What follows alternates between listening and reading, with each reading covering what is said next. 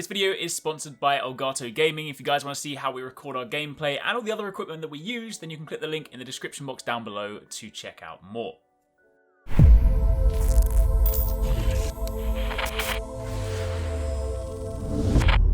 Yo, what's going on guys? Arekkz here, Squad here today. We're back again with another discussion. Yes, that's right. This time we're talking about monster walls. Not actual walls that are monsters, because that would not be very exciting. What I'm talking about is everybody, when they're playing Monster Hunter, encounters some kind of monster. It doesn't have to be the hardest one, but at some point in our Monster Hunter history, we would have encountered a monster that is a wall for us. So we're going to be talking about that today, talking about our toughest monster fights that kind of potentially stopped us from being hunters. So we'll get onto that soon. But just before that, he's underselling it. He's underselling it. Oh, go on. Give it the sell. Give it the spiel. Give it the undersell. Like the way the concept for this video is basically your toughest fight is the one where you just don't know how to play Monster Hunter, essentially. So we're not talking about, I don't know, some Furious Apex Rajang Ultra like monster, Apex, yeah, that you've encountered after hunting X amount of hunters, monsters for X amount of hours, and you know what Monster Hunter is. It's the one where you're picking up Monster Hunter for the first time and you don't know what's going on. You don't even know the moves with your weapons. You don't know what the items do. You don't know about iframes. You don't know about anything. And that monster was like, I'm going to change weapons. I'm going to quit the game. This game is stupid. I don't know what's going on. This is what, this is that monster basically. Your actual hardest monster. Yeah, so exactly that.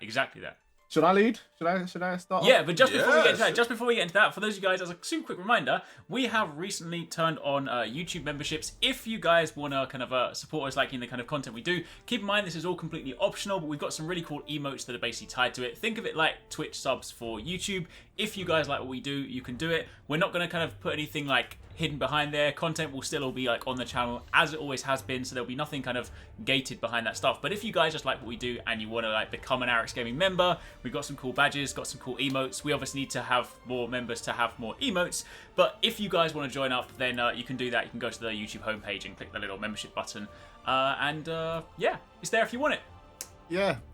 He's on an underselling like marathon right now. He's like, you can join if you. There's some really cool emotes, and if we get more members, then we can add even more. So yeah, it's for you guys, and it's something that we've taken over from like Twitch, because obviously we stream and they use Twitch emotes on stream, and it's a way for you to be part of the community, and you should use them in the comments. I don't see it happen a lot on YouTube, but you can actually use them in the comments, and they're all kind of themed around games that we like, and there's going to be some sick Monster Hunter ones that you can like use in there and stuff like that. So definitely, if you want to have those emotes and flex on your fellow viewers and community members, then this is the time. I don't know if you can use them in other people's like YouTube channel, because that would be kind of weird, but if you can, innit, just go around flexing our emotes everywhere, innit? Spread the word of Monster Hunter. So all the members, drop a little Arekkz in the chat. Drop a little Arekkz down in the comments. Let's see it. That'd be great. But yeah, so they're there if you guys want them. But yeah, 26. Why don't you take it away today? Why don't you kick it off with your toughest monster fight? All I have to say about my toughest Monster Hunter fight is it was in Freedom Unite, and it made me hate Monster Hunter. I was enjoying it up to that point, and I was just like, no, I don't want to play this game anymore. This game's stupid. Why am I hunting this monster for 50 minutes? Because hunts used to be like 50 minutes, like properly, like 50-minute hunts kind of schedule back those days. And I was like, oh man, this is a boss fight. I don't even know where his health is. I don't know what's doing. I don't have any clue of what's going on. But yeah, it was Blangonga. I know most of you would probably be like, that's... It was always like the ape type, like monkey skeleton type dudes that just like ruined me for some reason. They're like unpredictable. But now... like in like Monster Hunter games that come out now, like Rajang, he's nothing to me, but Blangonga back in the day, he's just all over the place. He's just like, little fist to your face, knock you over. mash you up. He used to be a pain. Like because it would be the part where he goes underground and then you're waiting for him to like Shoryuken out the ground and do the whole like narrative versus Neji, like I'm about to drop kick you. So like the second that happens, you put your weapon away. You're just like, run! I don't want to be here. Yeah, I started with using bow and then I ran out of resources and money and everything, and I was just like, nah. So I ended up playing with like longsword in the end, or greatsword, or one of them. I think I did it with greatsword. So I ended up this is what I've taken with me in every Monster Hunter game. I never ever use bow during like the village missions or the normal campaign or story missions until I get to end game and I'm like at the village, like at the Gathering Hall quest, and then I end up using like bow and all that stuff at end game because I just feel like it's a waste of resources almost for me because I end up using it a lot more and it's a lot more expensive when you don't have your farm. Right. So Blangonga taught me a lot. He's I don't know. He's I hate him. It's like a love-hate relationship, you know. He also had really cool armor, so it's kind of worth it as well. Yeah, right? exactly. That's why I had to hunt him. And it was exacerbated because remember back in the day, like for those of you guys like pre-world days, a key quest had to be complete. You had to be to post it, right? So if you were playing as a squad of 4, you had to do every key quest 4 times. So you'd be like, oh, I just got through that. Okay, here we go again. Yeah, the thing is as well, like Alex has been playing for a while, so I'm sitting there and he knows more about the game than me at this point, and he's just like, yeah, man, just hunt a Blangonga, just craft it by yourself. I'm like, bro, I just spent like 6 hours trying to get like 1 kill on this dude. Like, nah, man, like just hunt him. Okay, when we're back at the Gathering Hall on like Monday, we'll get some like group hunting. I want to get some hunts. He's, oh my gosh, and then like, you know when you come in, yeah, and then your friend's kind of guilt tripping you, but not guilt tripping you, and then it's like, oh, since this person is behind and doesn't have this armor, we're gonna have to hunt for Blangongas. And you're just that was never the intention. That was never the intention. Classic. What about you guys? Vest, let's throw it to you. What about you? Yeah, let's go to you. All right. So I've been thinking about it. I've got one in particular, but what's it called? Like low key, like Cuckoo gave me a run for my money at first. I'm just Cuckoo was the original. It's a little bit like I think like can we? All right, can we agree on that? Like, Cuckoo finessed everybody. We'll talk about that later. Because remember, Cuckoo was your first after doing like Jaggies. It's your first wyvern that you fight. It's your first wyvern. Yeah. And then once you learn that mechanic, every wyvern is just easy. Yeah. Yep. Like, but I'm not going to talk about Cuckoo. I'm as an honourable mention. I just wasn't expecting that pick. I'm not gonna lie, Cuckoo nearly made me stop playing the game. But anyway, we'll come back to that later. Anyway, for me, the first kind of monster that genuinely like had me kind of like struggling for a little bit was the Tetsu Kabra. So I started for you, as I'm sure you all know now, in the chat and that. But basically, Tetsu Kabra for me was sort of my first check at the fact that I actually didn't really know how to play the game. Like, I think I had sort of picked up Sword and Shield. At this point, I hadn't watched any tutorials on the game or anything. I was just trying to kind of like rough it out. And Sword and Shield to me like was the fastest weapon, right? That I knew. I didn't try dual blades for some reason. I just found Sword and Shield and settled on it. So because I didn't have to really worry about iframes and I had the block as well, I could kind of like rudimentarily sort of like brute force my way through some of the easier fights. Like Jagai was really easy. I got through Cuckoo after like 40 minutes or something crazy like that, right? But Tetsu Kabra, I think, was my first check because he has quite a bit of health compared to those monsters, so you can't just willy-nilly attack him. Also, compared to like Cuckoo with his hit zones, he's got a lot of tough hit zones. You can't just attack the tail, for instance, because it hardens. Also, when he's got like a boulder in his mouth, I think that's a harder hit zone. So there was a little bit more like nuance to the fight. And I just remember like what would always get me was that boulder crash, dude. Like, he has this move, I'm sure you guys remember, where he'll kind of scoop up the ground and he'll have like a boulder in his mouth, and then sometimes he just like crushes it in his jaws. And if you're anywhere in front of him, it's like a cone, it's a crazy hitbox, it would just kill you if you're not in like decent gear. So what's it called? I would just like, how do I avoid that move? Because I wasn't aware that, I should probably be running back to his legs or whatever. So I was like, okay, I need to not play melee. This guy's too hard with melee, and this is actually what inspired me to pick up the bow. This is why I became a bow main. I realized very quickly I did not know how to use this very complicated weapon because the buttons, I didn't know the buttons or anything. So that's when I actually started watching tutorials as well, like our tutorials. So yeah, it was interesting. Tetsu Kabra in a way. Just determined what my favorite weapon would be because I could stay away from him and not get instant killed by the boulder. the bow that I hit. bet, I bet there's a theme of like just people encountering the wall and then finding what their favorite weapon is, isn't it? Yeah, I'm sure. As everyone's saying, sure. Monster Hunter journey, like. It definitely makes you change things, yeah, for sure. Yeah, like, and interestingly, I'm sort of because of that, I'm the complete opposite to what 26 was saying, in that I actually very much, and it's the most sadistic thing ever, don't do it, guys, but like, I actually very much enjoy using the bow early to go through quests. It's like really not worth it because you don't have the armor skills, you don't have, like, bow's very much an endgame weapon in my opinion, but like, I do enjoy, just as a rite of passage, every Monster Hunter game I've gone through with bow. As a rite of passage, this guy just likes bows so he can spend 20 minutes preparing when we're trying to go on a quest. We're like, Vesta, you ready yet? Yeah. Like, wait, I'm I like, need to I check have my to- I have to coatings. leave my I'm like, it's not even bow guns. You just need to get your coatings and go. He's like, nope, I need to check first. I'm like, I just want to go on a quest, man. Give me a second, guys. But yeah, no, that's fair. That's fair. Yeah, Tetsu Kabra. That was the baddest thing about bow back in the day as well, because you had all the different like shot types on the bow. So like if you're going through with that, it was just a bit of a madness. Yeah, you get like the wrong bow in it. pierce, and you had spread. And that's the thing. You had to. I feel like you had to actually change bow a lot more. Like WoW kind of simplified it. You could use a dragon bow for basically everything if you wanted to. Like I like that. I miss them. Yeah, no, I I miss miss them though. I do. because you miss get them. some overpowered like pierce bows towards the end, and it's just like Yeah. level 4 charge, and it's like blah, blah, blah, blah, blah, blah, blah. I remember like the only speed running kind of thing I ever did, real quick, was against Gravios with like the water piercing bow. That was like disgusting. Yeah, it was nasty, man. Yeah, you remember that? Yeah. Anyway, I will Paradise. open. What the about floor to you? Paradise. What are you saying? All right, so I've been racking my brain for this one because Oh, yeah? not many monsters have made me hit that wall so hard that I had to completely change my main. No, for but it, you played know? most of your game with like multiplayer though, innit? Yeah, so you wouldn't have he came necessarily. in So with yeah, the- this the is very true. A lot assistance. of my gameplay in the older games was all multiplayer. Like I very rarely did solo hunts, so I was kind of spoiled in the older ones. You know?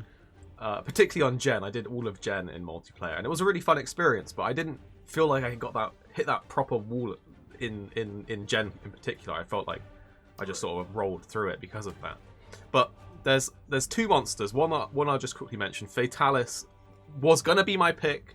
You know, the big bad, the boy himself. What, the but world one? I'm actually gonna go with Electreon. Okay. And I'm specifically gonna pick the Iceborne, the Monster Hunter World Iceborne version, which I think people might find interesting. But hear me out. They had I know a why. freaking DPS check built Yeah. into this hunt, as well as like a Bare near misinformation. requirement.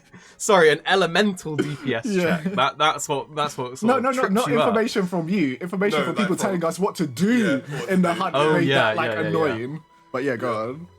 Yeah, so there was all this, like you said, sort of misinformation online of how you meant to do it.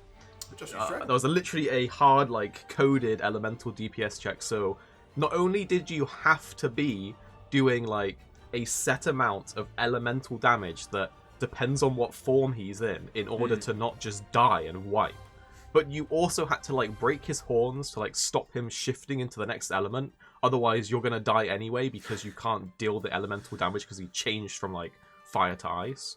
And that was the one hunt that made me sort of realize, like, if I can't do this hunt solo, then I know I'm not pulling my weight in terms of DPS in any hunt, Right. because it's like a hard proof that you're doing enough damage. And the only way that you could do enough damage was to be stuck to Electron like the entire time, and that meant you had to learn all of his moves, all of his animations. You had to know when to clutch core onto him. You had to know when to run away. You had to make sure your item loadout was set up full of like a ton of like max potions and extra components to craft more. And so for me, it was like this one hunt where you had to go in completely prepared with a completely custom-made mix set, with a completely filled-out item pouch, with all of your radial menu crafting like on the fly. You had to make sure jerky. you knew the attacks. You had to make sure you had your jerky ready jerky. for the Eschaton Judgment. Yeah. And it actually made me change my weapon from switch axe, which I was always so confident with and always felt like I did really good damage even with my elemental sets. But I ended up actually going over to charge blade, and I needed Charge Blade for the guard points because I felt like with Switch Axe, I couldn't like zero sum because he was just always attacking. Yes. So I would have to be doing like sword combos. And without that guard point in there as like a sort of safe button, I've just found it so challenging. So for me, Alatreon in Iceborne was just like this super memorable experience because I really had to focus. I had to change my weapon. I had to mix up my play style just to farm him solo. But in the end, I managed to do it. I managed to get it down. I actually think I got my time. I think my lowest was 16 minutes on the solo Alatreon, Nice. which I was quite happy with. So I ended up practicing a lot on him, and I feel like it made me a better hunter because of it. I think that's what all of our wolves do in the end. Yeah. But for me, it was proof that I am bringing the DPS to the table because he had that hard-coded like wall in him. Otherwise, you just get wiped. Let me just say something just to protect Paradise, because I know there'll be some weirdos in the comments. My man is not saying that any of this stuff is required to do Alatreon. This is what was required for him to learn how to do Alatreon, by the way. So you can go in and just be like some sick skilled hunter, bring in your ice sword or your flame sword and just deeps it in just like 10 seconds. Okay, cool. Yeah. Yep, that's true. Yeah, some people had no problem with it, but Yeah. I think it was the fact that it was elemental damage DPS. Yeah. You had to hit, and you know I loved making elemental sets for my Switch Axe, but when it came to Alatreon, I had to go Charge Blade, and that's what worked for me. You know, maybe I'm a Charge Blade main. I don't know. Maybe. I think it's like that. It was an information-based fight, though, right? And it's kind of like, and it exemplifies what we were having with our walls, where it's like, if you don't know, then you're gonna get clapped. That's the important thing to that's the important thing to remember about when it comes to walls, right? We're not talking about like these are the toughest monsters of all time. This is just like the time at which you encounter it, which is invariably before you've learned the monster and the moves. Like any of our walls now, we can go back and just like get through them, no problem, right? But any of them at the time, you're just like, why is this so difficult? Like that's the thing, because that brings me on to like my one. So my wall now, like a monster now that I will frequently just like use as a means to practice guard points is Tigrex, right? But back in the day, Tigrex specifically in Freedom 2nd was my wall because so up until Tigrex, I was a greatsword main, believe it or not. Right? I was a greatsword main, right? And then when I fought this guy, at first I was like, you know what, this isn't too bad. You know, he's got some relatively predictable moves. You know, like when he's walking around his normal mode, I'm like, okay, cool. You know, chop him in the hair, chop him in here. Then he goes into rage mode, and suddenly he gets a speed boost, right? And I'm like, I can't even begin to charge my weapon. I can barely put my weapon away. This guy is clapping me around here. Let me tell you, right? There were two standard behaviors when it came to him in rage mode. Number one was, I'm going to leave the area and just wait for 5 minutes for rage mode to wear off. I literally just used to stand outside the area. You come back in and be like, nope, he's still angry. I'm going back out. And I would wait. This would only happen like if I died like twice. I'm like, I just don't want to die. Yeah, so I just sit outside and I'd be like, let me just wait for a bit. Because I wasn't a speedrunner. I'm not a speedrunner. I was like, I don't care. I just want this done. So I'll go back in. But the other one, those of you guys remember the snowy tundra, the snowy map on Freedom 2nd. When you're at the top, where you fight Tigrex, there's a tiny crawl space where you can crawl through this hole and get into the wall at the back. I'd hide in the crawl space, right? And I would just wait for him. I'm like, just calm down, man. Just calm down, right? But it got so bad. It got so bad, right? That at one point, because I was playing this when I was at uni as well. At one point, I got to the point where I was gonna ask one of my friends, 26. You remember Tommy? Like he was supposed to do it for me because I was getting so clapped around, right? But in the end, the time when I gave him my PSP to do it, he died on the quest too, and I saw that as a sign. I was like, no, I need to do this myself. So I then went and switched to Longsword, because back in Freedom 2nd, I swear everything was secretly weak to Thunder. If you had the Thunder Longsword, everything just died. Just killed everything. Didn't matter. Everything was just weak to the Thunder Longsword. So I got that, and I just destroyed Tigrex. And after that, I was like, you know what, now? And then following there, like, I literally just didn't, you know, every monster I encountered, you're just like, oh, this is alright now. You know, even fast forward to Freedom Unite, when you fought, like, Nagakuga, and you're like, hey, it's kind of like Tigrex, just a little bit more ninja. So Tigrex is definitely a lesson. Yeah, and then obviously following that, then when I fast forward to when Charge Blade came out, Tigrex was my guard point practice. When I wanted to learn guard points, he's super telegraphed. You run towards him, you're just like, bam. You know, so it was like the perfect practice. But yeah, at the time, he was so tough. Like I died on that quest so many times. I either died or I timed out. I used up all my potions. It got to the point where sometimes I would run out of potions. I'd have to go around and gathering herbs just to try and like get like a tiny heal because I'm like, I need something. So yeah, that was at the time tough as nails. Yeah, I agree. Yeah. He was probably my second wall. Like, I think he's kind of hard for everybody in Yeah. general, right? Especially back in the day where he just used to one tap. That's like every move was a one tap on Yeah. him. So Yeah. there's a bit Do of you a guys know? madness. Quickly, like the reason I go back to what Vess said earlier, the reason I went to be a Greatsword main was my very original wall. I didn't choose it because it wasn't like as big a wall, Yeah. but it was Cuckoo. But because when I first went to fight Cuckoo, like I'd never played Monster Hunter before. I picked this game up because the box on the shelf just had like a giant dinosaur on the front of it. Yeah, So it was kind of exactly, cool. yeah. So and I was fighting Cuckoo with dual blades, right? And I'm like, if this was another game, this guy would be dead by now. I'm fighting this guy for half an hour, like whacking at his Yeah. legs, and I'm like, why is he not dead? And then at the time, shout out to like one of the OG like weapon tutorial guy, which was Shepherd. He did a video on like Greatsword, and then I learned that I could stand underneath Cuckoo and just do the upswing with the Greatsword, and all of his attacks would miss me. So then it basically became like the Greatsword was just the wyvern cheese, because I would just stand between his legs and go, huh, huh, huh, huh. Jeez. And then it was good for a while until I hit Tigrex, and then yeah. Tigrex is a cool monster though, like. for sure. Yeah. But for a monster to get like stuck on Tigrex is when you beat him, it's like I beat a Feels good. freaking Tiger T-Rex combo monster. Yeah, definitely. The guy in the Just not even- box. Not even get to The guy on the butt, exactly. Oh my that's gosh, it. yeah, he's the flagship for that old game, right? For For Freedom Second. Freedom Second, yes. Second. Freedom Okay, Unites right. Naga, but yeah. Oh my bad. Yeah. Okay. But yeah. But so yeah, there we go. my- So Okay. everybody let us know down below. What are your walls? Yeah. Yeah, what is everyone's walls? And the question of the week will be Ooh. who? Actually, the question is what? No, who? Which one of the Fated Four is the best monster out there? I'm partial Can't say, to right. no one say anything. Don't give him Anybody- ideas. Okay.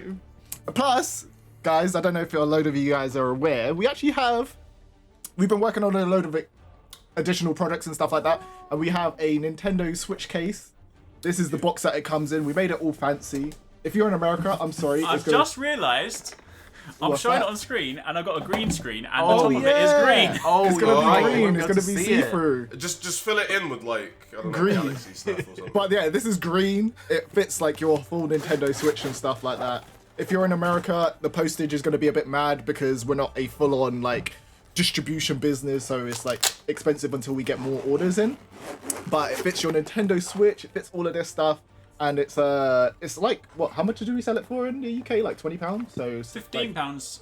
£15. It's a bargain. This £15. is £15 is a bargain. and it's sturdy. It's sturdy, stylish. protective material. It's a custom molded design as well. So like, there's not another case like this. And you'll see that it has like little slots for all of your Switch games. So not only are they like Bespoke safe and game secure, but storage. you can sort of show. They just present really nicely in the case with the way that the Yeah. cartridge slots are.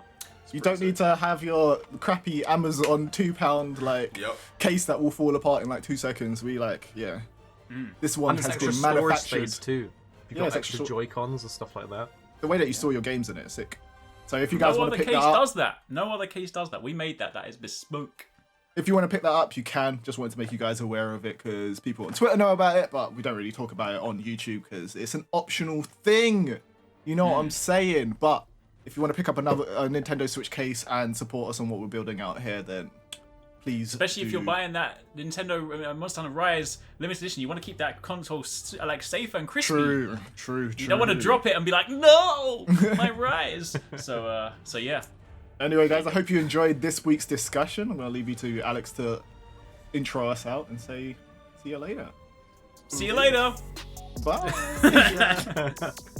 If you want to catch more from us at Arekkz Gaming, don't forget you can catch the guys 269, Paradise Central, and Investmore streaming over on Twitch weekdays, playing a variety of games. If you guys want to jump in, tune in, watch, and even join in, then make sure you check them out. The links to those are in the description box down below, and of course you can join the Discord to get involved in all of the discussions.